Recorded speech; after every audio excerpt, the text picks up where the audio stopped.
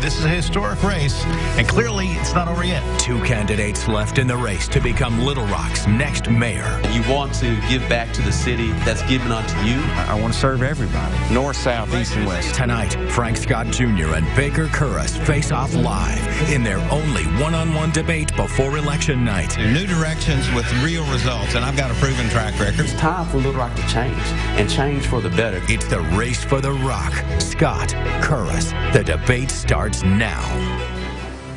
From the combined newsrooms of KARK4 and Fox16, this is the Runoff for the Rock, a Little Rock mayoral debate.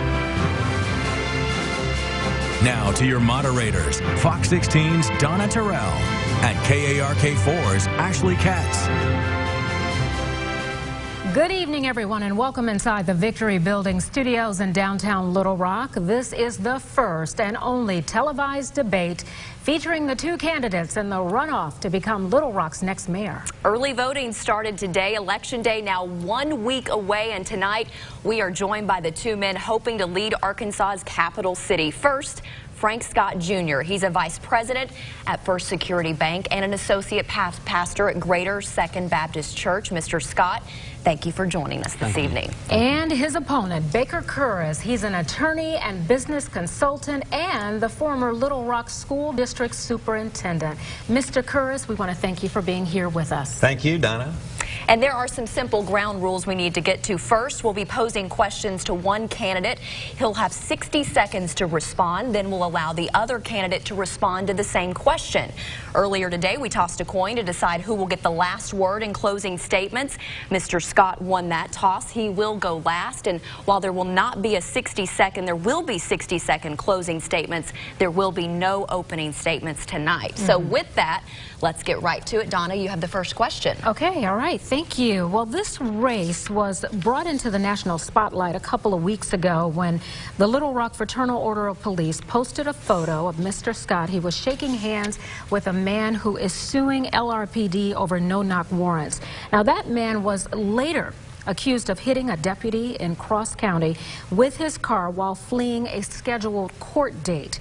Mr. Kurrus, the FOP has endorsed you, and they mentioned your name in that post, but then they deleted it once you condemned it. But what would you say? What would the message be to people who actually saw that post, and they might be influenced by it? They may decide to vote a certain way because they read the post. Well, everybody has to decide how they're going to vote, and they have to look at the totality of circumstances. I certainly had nothing to do with the post, and when I found out about it, I did what I always do. I called the people directly involved. I didn't get on Facebook. I don't live my life on Facebook. But I called the people directly involved, and I said it's divisive, and it's damaging to our city. Didn't hurt me, and I would certainly do nothing to hurt another candidate. But I did think it was divisive, and I kindly asked him to please pull it down, and that's exactly what they did. And I think that was the right thing to do. We've had a great campaign so far. We're trying to unify this city. Everybody knows we're going to live here when this is over, and that's what I was trying to do. And the FOP gave their endorsement to me. The other candidates asked for it. Mr. Scott asked for it, and so did the others. They gave it to me. And with that said, I didn't know anything else to do other than to kindly ask them to take it down, which they did, and I thought that was the better approach. Okay, all right, thank you.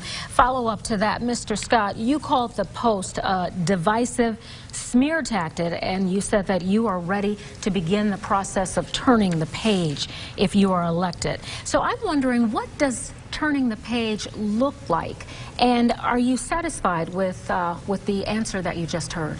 Well, turning the page looks like our entire vision and mission that we've been sharing this entire campaign, and that's that it's time to unify the city of Little Rock, move us from being disconnected to connected, and truly focus on jobs growth.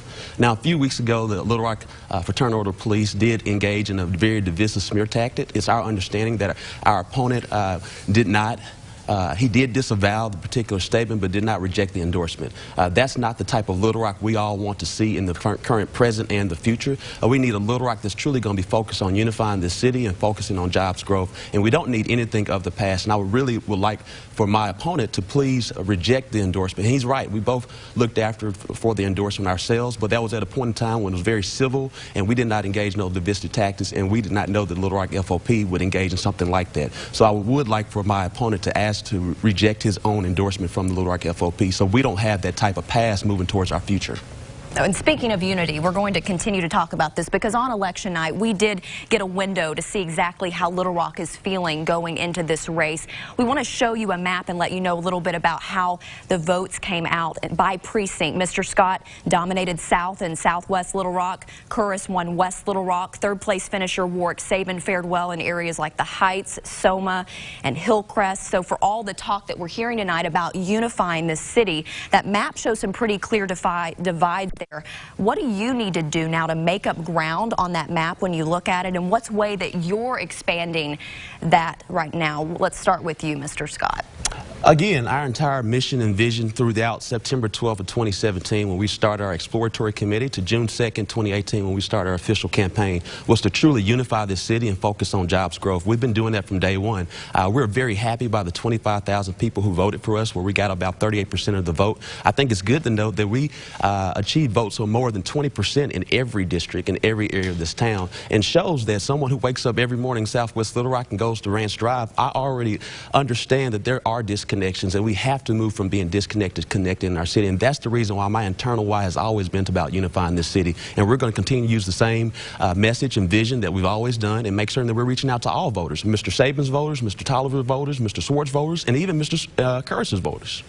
All right, and Mr. Kurrus, what can you do to maybe connect with those neighborhoods that sided with Sabin originally? Well, I'm doing the same thing, actually, I've done since 1980. I didn't start running for mayor until June the 1st, which is the date that the ordinance required. But I've been serving this community, all of this community, since I got here in 1980. It's 38 years of service. I sat on the school board for 12 years. I guess I went to 400 school board meetings. I've been to every school. When I was school superintendent, I went into every building. I went to where the needs were the greatest, and a lot of those needs were in South and Southwest. I don't have to reach out. I've already been reaching out. I continue to reach out, and I will continue to reach out. We have to unify our city. This mistrust that Mr. Scott talks about and wants me to reject some sort of a FOP endorsement, that just foments that same level of mistrust. We've got to come together, we've got to be unified, and we've got to work hard to do that. And I'm committed to that, and always have been. Whether I'm mayor or not, I'll be committed to that same thing. Okay, we're going to switch gears just a little bit here. Whichever one of you wins, you will play a key role in selecting the next police chief. Kenton Buckner, he left earlier this month, as you know. He did a final interview right here on these stations, and he didn't hold back expressing his frustration with racial tension he saw on the job as well as in the city. So we want to take a minute and let you listen to what he had to say.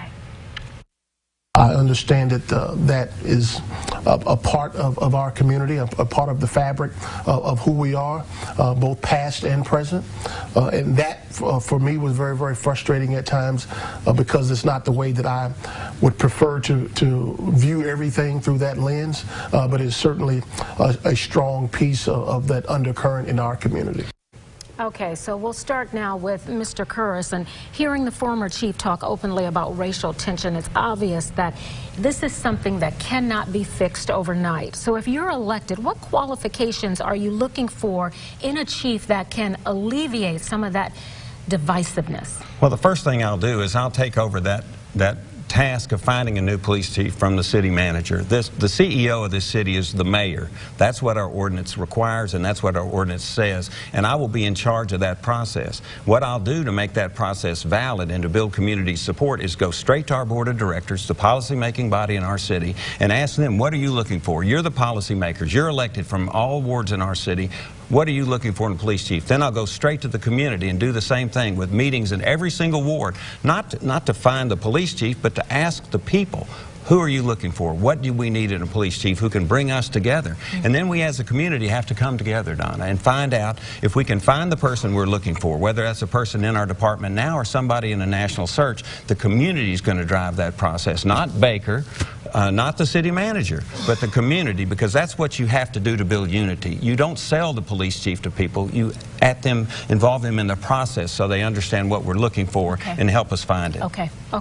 All right. And the same question to you, but I want to change it just a little bit because you've talked about being black in Little Rock as it relates to encounters with law enforcement. Does that factor into your role in helping to pick a chief, and what kind of questions would you actually ask?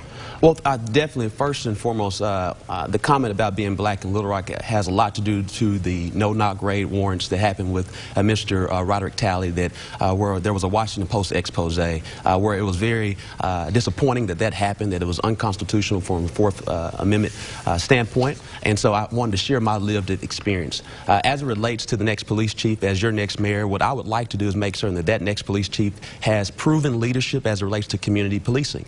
We want to make certain that the police chief wants to focus on the community and make certain that understands cultural competency, de-escalation tactics, and implicit bias. But not only that, to make certain that we understand the growing Latino community and as well as the growing LGBTQIA community and different types of crime that's happening against them as well. We want to make certain that we unify the city and focus on jobs growth, but to do all of that, you have to secure your communities. And let's continue the conversation about public safety, because as far as the day-to-day issue goes, that seems to be what voters are most interested in this race. Last year we saw one of the worst crime rates that we had seen in a decade. Also, we've seen a decrease this year, which is good news. But in terms of policing, we know both of you can agree that we need a fully staffed LRPD. We need more community policing. What will your focus be as mayor to prevent violent crime in Little Rock? And Mr. Scott, let's begin with you and maybe your specific idea beyond the community policing and a fully staffed department.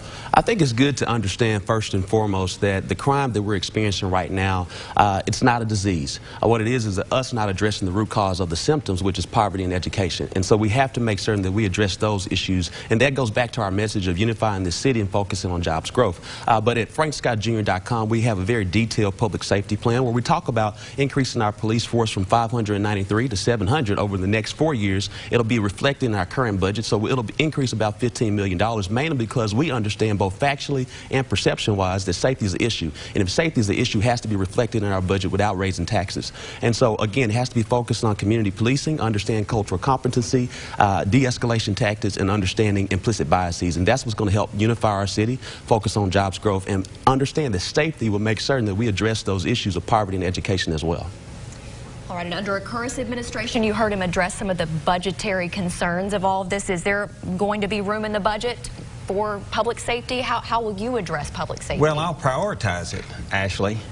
We haven't been fully staffed for the last 2 years in our police department, and we balanced our budget with so-called vacancy savings. We're facing $8 to $10 million worth of budget cuts in the balance of this year based on my budget analysis. And I've been sort of joked about because I'm a budget wonk, but I'm telling you our budget's in real trouble. There isn't $15 million. And you go to frankscott.com, you won't find a plan to come up with that money. That's not possible right now. It's not feasible. And whether it's a good idea or not, I'm not sure. I don't think we need 100 more police officers in our city. I think we need to be fully staffed. We need to be fully trained. We have to have police officers on the ground. Instead of having 207 police officers on patrol, I'd like to understand in a department of 754 people why we don't have more officers on the patrol.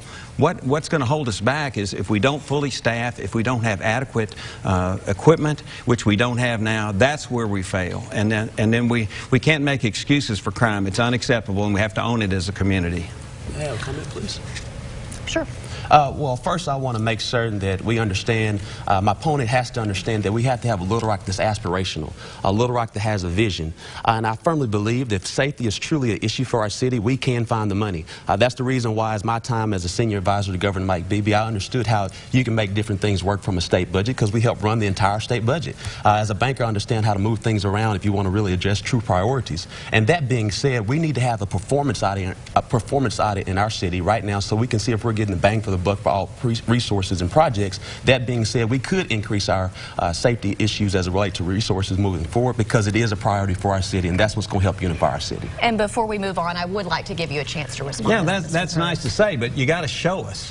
If you're going to spend $15 million, tell us where it's coming from. It's that simple. That's how budgets work. I've worked with budgets. I cut $22 million out of a $315 million school district budget. Nobody knew I cut it. But you have to show us where the money is. It's just not there. In fact, we're going to have to cut $8 million to $10 million this year. Now we're going to add $15 million for a police program and another 10 or 11 for a reading program. You got to come up with the money.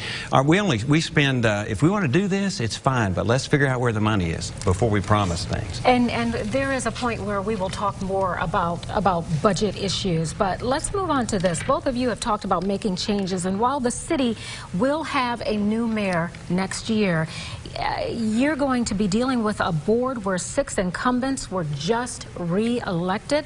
You have a city manager who's been on the job for the last 16 years. How will you work with these officials to implement your agenda, and what is your message to make them want to get on board? And maybe even a better question is, what if they refuse to get on board? What will you do? Mr. Kurrus? Well, the CEO of the city is the mayor. We have a strong mayor form of government that's in our ordinances but isn't in operation. On January the 1st, when I take office, I'm going to change the way we operate, Donna. How do you do that? I'll tell you how I'm going to do it, exactly how I'm going to do it. I'm going to meet with every board member and ask them to set policy. That's what boards do. As the mayor, I will chair the board, but I'll also be the CEO. It's a dual role. So first, I'm going to get the board to set policy. Tell us what you want in a police chief. Tell us what cuts you're going to make if you want to add, if you want to have golf, or if you want to have a homeless problem. Give us those policies, and then tell me as the CEO how I can help you. And I've got experience doing that. This won't be a first-time thing for me. I've run a big school district. I've run big companies. I know how to be a CEO. And then you go straight to those board members, and then you work with every one of them. You establish personal relationships. You serve them as CEO, which is what CEOs do. And you build trust and relationships. I did that in the school district. I can do it for the city. Okay, and Mr. Scott, you heard this won't be the first time he's done something like this. So he's really talking about you here. How will you work with the board of directors and a city manager who's been around for 16 years? And what if they refuse to get on board with your agenda? Well, I think it's good to know that my lived experience as an associate pastor at Greater Second Baptist Church, as a leading bank executive at First Security Bank, but not only that, being a highway commissioner at the Arkansas State Highway Commission, I've learned that you always have to build relationships first, you have to build trust, and then you have to execute and do exactly what you say you're going to do. And so from all of those lived experiences, I think I can be able to make certain that we lead our city and unify in our city, focusing on jobs growth, and I have a very clear plan that I'll help issue that plan and that vision, that policy agenda, to move forward with the City Board of Directors. What is that clear plan? The clear plan is, it goes at frankscottjr.com. We have an opportunity agenda that focuses on youth and education. We have a public safety agenda. We have a jobs agenda. As well as that, we have an inclusion agenda. It's very well laid out, but it starts first with building relationships, building trust, and executing, so we truly can unify this city and focus on jobs growth. And that's what you'll have in the next mayor at Frank Scott Jr. But also, we have to have real change. And real change is to make certain that we move from this current bifurcated system to a true mayor-council form of government. Okay, thank you. Well, here we are. We're at the end of year 4 of state control of the Little Rock School District. It's led to a lot of growing concern from the parents, the teachers, stakeholders. I'm curious what, as mayor, you all can do to restore that balance while we wait for the state to return control of LRSD here locally. Mr. Kurrus, a lot of citizens here in Little Rock know you as superintendent, but how can you still be influential in your role as the next mayor? Well, the mayor's got some things that they really can do to build communities. Good communities make good schools. Healthy communities make for healthy schools. I'll be the first mayor that's ever been a superintendent of schools, who ever sat for 12 years on a school board, whoever had kids in schools for 20 straight years. I understand the school district. I know how it works. I know how it's funded. And I also know how to make things happen at the state capitol, which is what has to happen. We need our school district back. We need it to be community controlled. I was elected 3 times to that school board. I understand what community control can do for a school district, and it can happen. I built new schools in this town with the help of some wonderful people at LRSD. I know where they are, and I know how to influence neighborhood growth, to build enrollments in schools. And the good news is, if I get this mayor's job, they can't send me home. I'll have 4 years to do it, and I think I can make a major impact by doing the things that I understand need to be done in our school district. Cooperate with Mike Poore. I've got a great working relationship with him. Help build trust and relationships with the school board when we get our school district back. All right, and Mr. Scott, it's clear you want Little Rock School District back in local control. You're a product of this school district, a proud product. What kind of relationships do you already have in the works that will solidify your role as the next mayor under that transition back to local control? Well, first I want to make certain that I show some differences right here today. Mr. Kurrus often talks about how he was removed from being a superintendent, but we have to make certain that we understand why he was originally hired. It's been publicly known for quite some time that he was against local control at the time and could not work with the existing school board, and that's actually how he got hired. But as we move forward, yes, I'm a true product of this great Little Rock School District, hailed to the red, white, and blue at Parkview Arts and Science Magnet. And one of the things that we talk about, what can a mayor do? We have to understand that the mayor understands that the students are our most precious assets, as well as those teachers. And as we move forward, again, we want to have an opportunity agenda to focus on education. If there are Summer Reading Academy of $11 million, that again is a priority for our city to focus on education, so we can stop individuals who are deciding to leave our city right now because the school district is not what they think it should be. And so what we want to do as the next mayor is fund a program and be a strategic investor as we move forward. And your reaction, Mr. Kurrus, to your argument that you were against local control, what do you say to that? It's nonsense. That's the first time I've ever heard that. I never said that, and nobody that knows me would ever say that. That's nonsense. It's complete fabrication. I don't know where you came up with that, but there's no proof of that, and absolutely not true. It's actually in the press. No, it's not in the press. It's not true. It's not true at all. And I don't know why you said that, but it's fine. I'm for local control. I sat on the board for 3 terms, 400 meetings. I don't know that I ever missed a meeting, and I never saw anybody else that ran for mayor at any school board meeting, ever.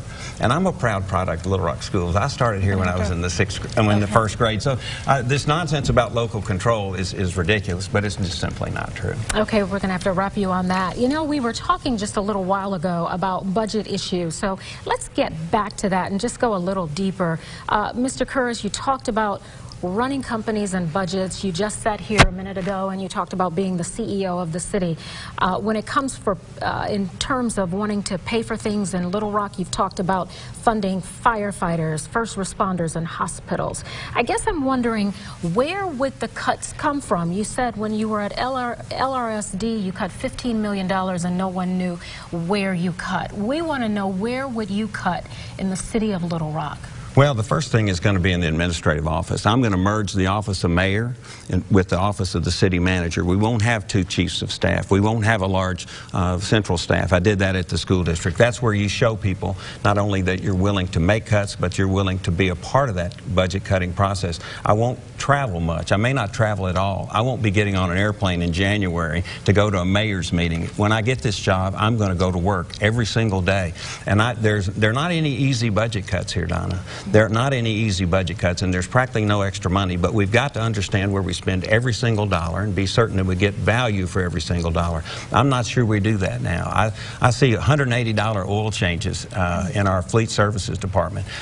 Give me a little time to dig into that. But I don't have the job yet. But I can tell you this, I know where I can cut in the administrative office and save hundreds of thousands of dollars every year. That's where I'll start. I'll make those sacrifices. I won't drive a city car. I won't do any of that stuff. While we're cutting the budget, we'll all suffer a little bit. Okay. Mr. Scott, same question to you, but in addition to that, you talked about a chief education officer liaison between City Hall and local schools. I guess I'm wondering about that. Where will the money, first of all, where will the money come from? And you said you want to add 25 more police officers each year.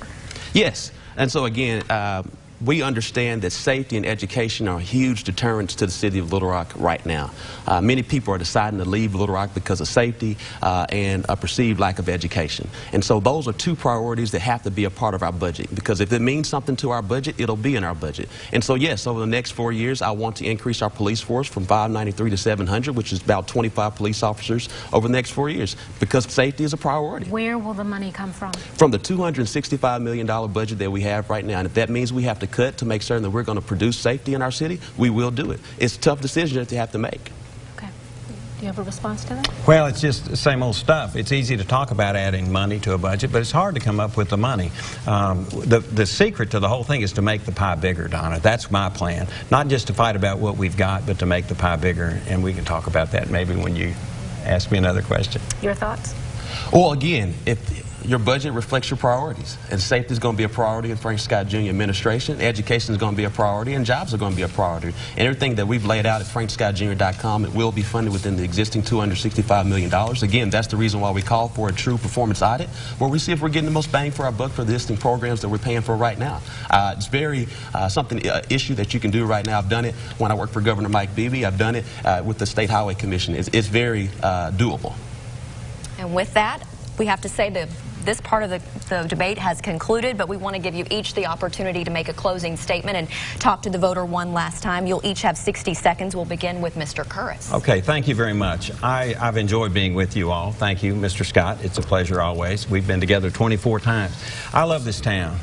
I grew up in this town when I was a little boy. I came back here as quick as I could. And when I did, I wanted to serve. That's what I want to do. I'm not a traditional politician. I wasn't a traditional school superintendent. But I'm a person who wants to serve and wants to give back. That's why I'm doing this. I've raised my family here. I've got 3 kids who live here. I've got 2 grandkids who live here. I want this to be a city of opportunity for everyone. I learned as a kid from my parents, from my mother, who was never college educated but was brilliant, who was a member of the Women's Emergency Committee to reopen our schools, that we have an obligation to give back, and we have an obligation to reach out and help those that need help. We have an obligation to be diverse and inclusive, and we have to reach out to everyone in our community across the board. That's what I've done as a human being since 1980. That's what I'll do if I get this job. I'll work hard every day. You won't have to worry where I'll be. I'll be out in our community every day working hard for the people to make this a town that's inclusive and diverse and a kind of place that's prosperous for everyone. That's what I want to do. Okay. I need your vote. Mr. Scott, you won the coin toss, so you'll get the final word tonight. Yes, thank you to everyone and all the viewers today. Right, wrong, or indifferent, I am Little Rock. Born, raised, and still reside in Southwest Little Rock. I'm a product of Little Rock Public Schools. I'm an associate pastor. I'm a banker. I'm a former senior advisor to Governor Mike Beebe and a former state highway commissioner. And the reason why I want to run for mayor of my hometown, because it's time to unify our city. It's time for real change in our city. It's time to focus on jobs growth. It's time to secure our neighborhoods. But not only that, it's time to engage our youth to make certain that we do not lose them to the streets, to make certain they reach their full potential. And so if you're looking for someone that's truly going to change this city, unify this city, focus on jobs growth, and make certain that we can bring back our family, friends, and loved ones that have decided to leave, to come back home and understand they have something to come back home to, it's time to vote for Frank Scott Jr. And we'll lead this new Little Rock, a unified Little Rock, into the future. Thank you so much, and I sincerely ask for your vote. We want to thank both of you for your time tonight, and we wish both of you well in this election. Thank you so much. And early voting continues tomorrow through Friday and again Monday at 5 locations citywide. Election Day, mark your calendars, it's next Tuesday. Polls close at 7:30 that evening, so we do hope you will get out and vote. We certainly do hope you learned something here tonight. Good night to all of you. Thank you so much for joining us. Good night.